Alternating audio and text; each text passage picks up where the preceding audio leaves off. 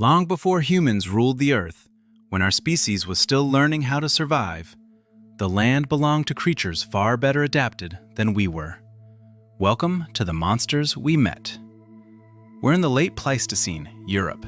A short, warm spell, snow melting, rivers opening up, grass pushing through the cold ground. Just enough warmth to wake everything up, and enough danger to keep things honest. Reindeer move in long lines across the hills. Steppe bison feed in tight clusters. They know this weather brings out every predator with an empty stomach.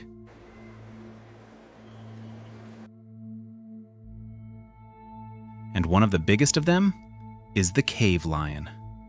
These weren't modern lions with thicker fur. They were larger, broader. Some groups smaller, others huge, depending on where they lived. But in this period, they reached their peak. 10, maybe 11.5 feet long, 700 or 800 pounds.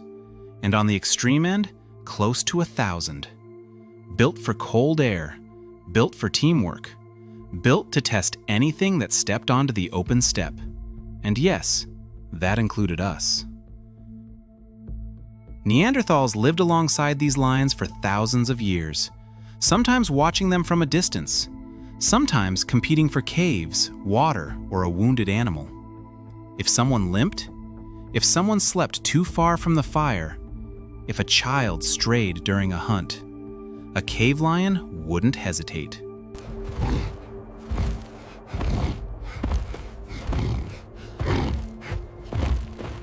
But the story isn't one-sided. On at least one fossil, there's a spear wound in a lion's bone. Deep, clean. Put there by someone who had no choice but to strike first. Lions killed Neanderthals. Neanderthals killed lions. Out here, monster was just another word for neighbor. Today, though, the trouble isn't about people. It's about someone much younger and much more alone. A young mammoth. Not a calf, not an adult. Somewhere in between. Big enough to look confident, not big enough to back it up. He's lost the herd. Probably drifted too far while feeding. Easy mistake. Hard lesson. He calls out. Nothing answers. Wind, birds, empty land. Everything except what he wants to hear. Across from him, something slips through the grass. Low, slow, quiet. A cave lion.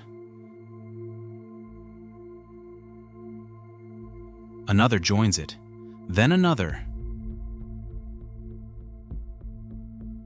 Watching him, studying him, not moving yet.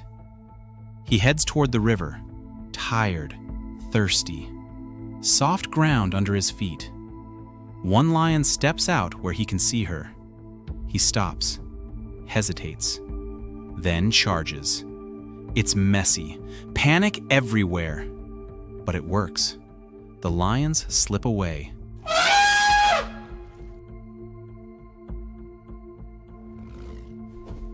He chases nothing. For a moment, he thinks he's safe.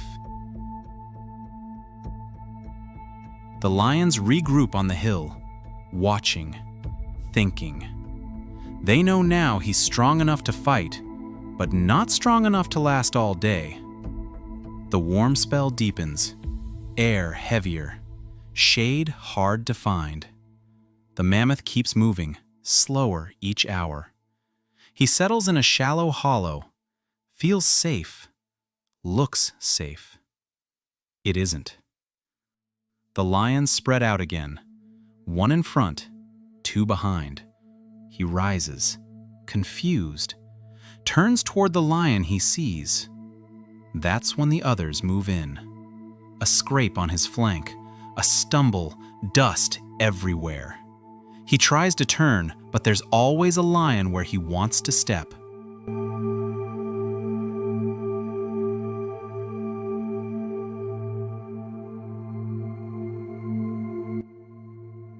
It It doesn't take long.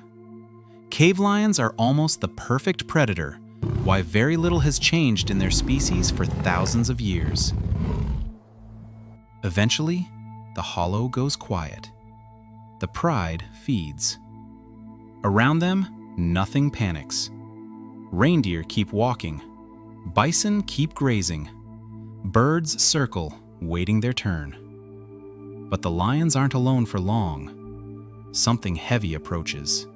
Slow steps. Deep. Even. A cave bear moves over the ridge. Broad shoulders.